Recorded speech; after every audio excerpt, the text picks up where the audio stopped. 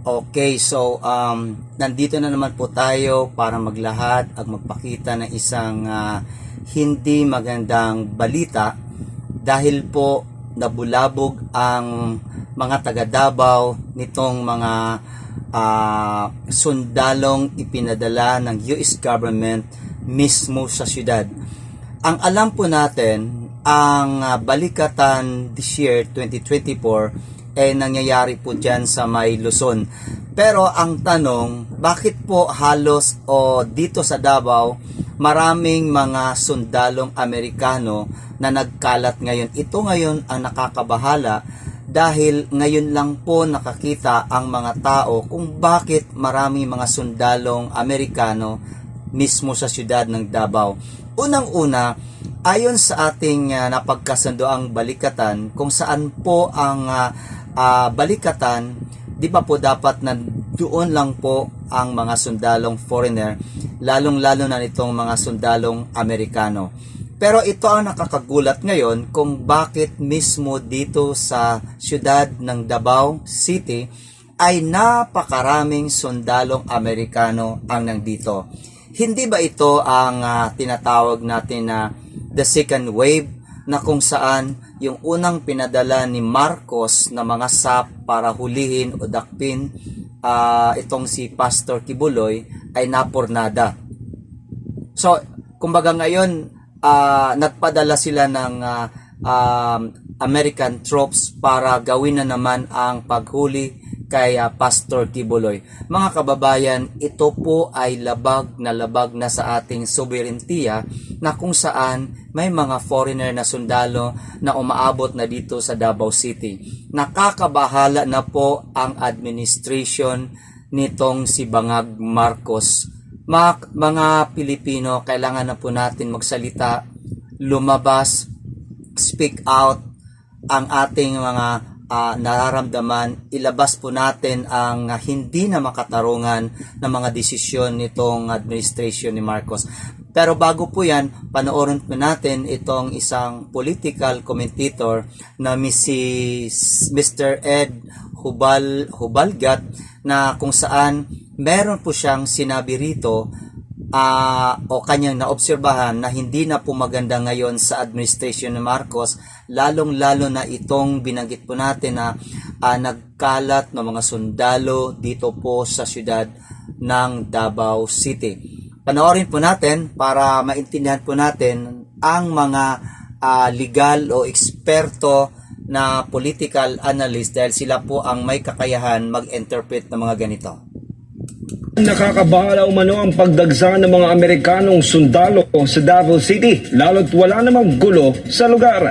Sakali namang magkaroon ito ng operasyon, pambabastos umano ito sa soberanya ng bansa. Si Franco Baranda sa report. Kung nangyayari ngayon, parang walang habas with impunity ka, Eric. This is very disturbing, this is very alarming. At talagang nakakasukan na ka, Eric, no? And I'm very much frustrated na yung mga kababayan natin talagang hindi pinapansin to. Ito ang naging reaksyon ng political commentator na si Ibi Hugalbot sa kasalukuyang kaganapan sa Davao City dahil sa unti-unting pagdami ng mga Amerikanong sundalo sa lungsod. Napansin ng ilang netizens ang pagdami ng mga Amerikanong sundalo, gayong wala namang daw EDCA sites sa Davao City. Ayon kay Hugalbot, nakakabahala ito dahil sa mga nangyayari ngayon sa naturang lungsod. Noong Hunyo 10 nang sapilitang nilusob at pinasok ng mga kapulisan ang mga religious compound ng The Kingdom of Jesus Christ, bitbit ang matataas na kalibre ng baril at elite forces para isilbi ang warrant of arrest laban kay Pastor Polo C. Kibuloy na may kinakaharap ding kaso sa Estados Unidos. Aniya, posibleng hindi lamang rendition o pagkidnap sa butihing pastor ang pakay ng pagdami ng Amerikanong sundalo sa syudad. I would even venture to say this in public, no? Matamaan na kung sinong matamaan dyan ka, Eric. I would like to connect it to the impending ICC warrant that may be issued in a matter of time against the sitting Vice President Sara Duterte, ni PRRD at kung sino-sino pa. So, kasi why would the US government send their special forces Binigyan linaw rin ni Hugalbot na di pangkaraniwang UAV drone o unmanned aerial vehicle ang ginagamit sa airspace ng Davao City, partikular na sa mga KOJC compound na siyang nagpapatibay sa tumitinding operasyon ng Estados Unidos sa lungsod. Ito ay ang Reaper drone, no? M9A Reaper drone. Ito, halos sinlaki na to ng mga single seat aircraft. At malalaki na to, kaya nga unmanned aerial systems to, kasi nasa loob niyan ay iba't ibang klaseng leading edge, cutting edge technologies, no? From surveillance, imaging, audio capture, and everything else, no?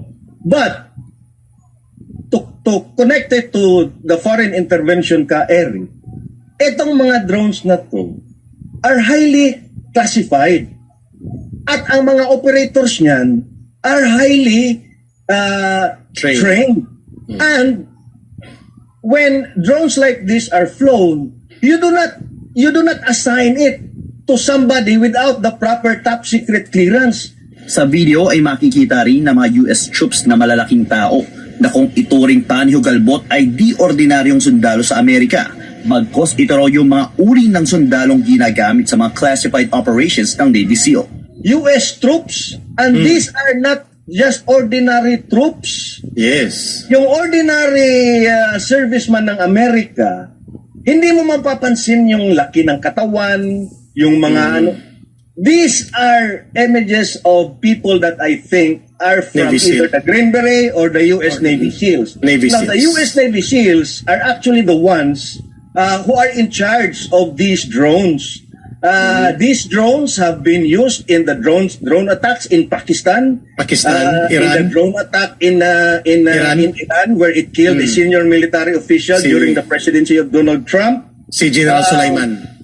Yes, exactly. So, bakit nandito yan sa Pilipinas? Bakit nandyan yan sa Davao? Para kay Hugalbot, labag sa batas sa mga ginagawang panghihimasok ng mga sundalong Amerikano sa Davao City. It's not just unlawful. It is unconstitutional. It is undermining the sovereignty of the Philippines. This is actually an impeachable offense. If you look at the provisions on impeachment, this is the betrayal of public trust na to, ka Eric. Pwede. Letting letting a foreign country run military and intelligence operations in your own land and beside the airport. Para sa Diyos at Pilipinas kumahal, Franco Baranda, SMNI News.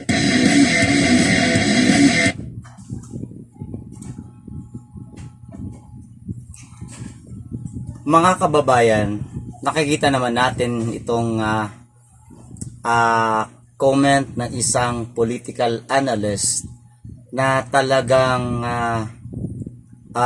binitiwan niya ang isang salita na this is impeachable. Pagtatraidor ito sa ating inang bayan na kung saan hinayaan ng ating Pangulo na si Marcos Jr. na manghihimasok itong mga sundalo ng Amerikano mismo sa ating bansa. Pero ang tanong ngayon, di ba po ang impeachment complaint mag-uumpisa dyan sa Kongreso? Tila yatang hindi yan maumpisahan. Bakit?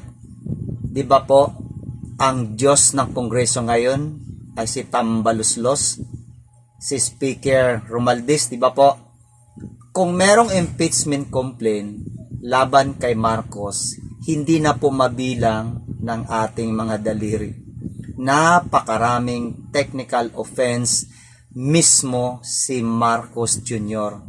Kaya lang ang tanong, walang matapang na mag-umpisa ng mag-file ng impeachment complaint sa lower house dahil po lahat sila doon ay takot kay Tambaluslos.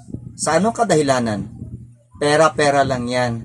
Diretsahan na na usapan, majority ng mga kongresista ngayon mukhang pera.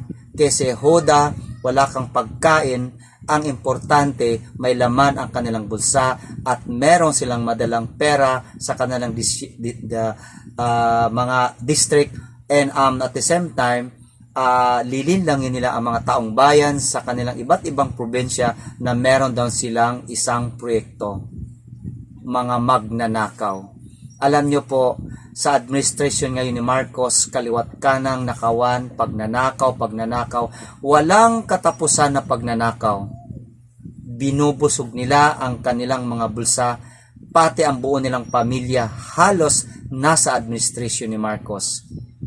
Mga Pilipino, bago lang po nag-resign si VP Sara bilang Deputy Secretary dahil mismo ang ating mahal na Vice Presidente ay sukang-suka na po sa pamamalakad nitong si Marcos Jr.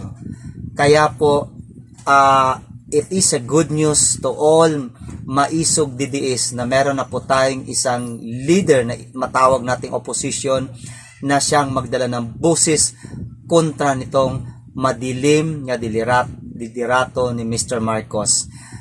Ilang araw na lang po, makikita na natin ang liwanag nitong madilim na administration ni Marcos sa boses ni VP Sara. Antabayan na lang po natin ang susunod na kabanata para po natin malaman kung ano pa ang susunod na kaganapan din nitong pag-resign, immediate resignation ng ating mahal na Pangulong Vice President Sara Duterte. Talagang Pangulo ang binabanggit ko. Bakit pa naman? Talang papunta siya maging Pangulo, di ba? Okay, maraming salamat po sa inyo, sa ating mga subscribers dyan po sa Amerika, Italy, Japan, China. Meron po akong nakita doon na it's 10%. Okay, sa Hong Kong, sa may Japan, sa South Korea, at lalong-lalo na po doon sa mga tinatawag nating bayani na mga OFW, na kung hindi po kayo, sa totoo lang, kung walang OFW, matagal nang bagsak ang ekonomiya ng Pilipinas. Yan po ang katotohanan na hindi na po natin maitatago kailanman. Marami po salamat sa inyo. Thank you so much. Assalamualaikum sa mga kapatid nating Muslim. To God be the glory.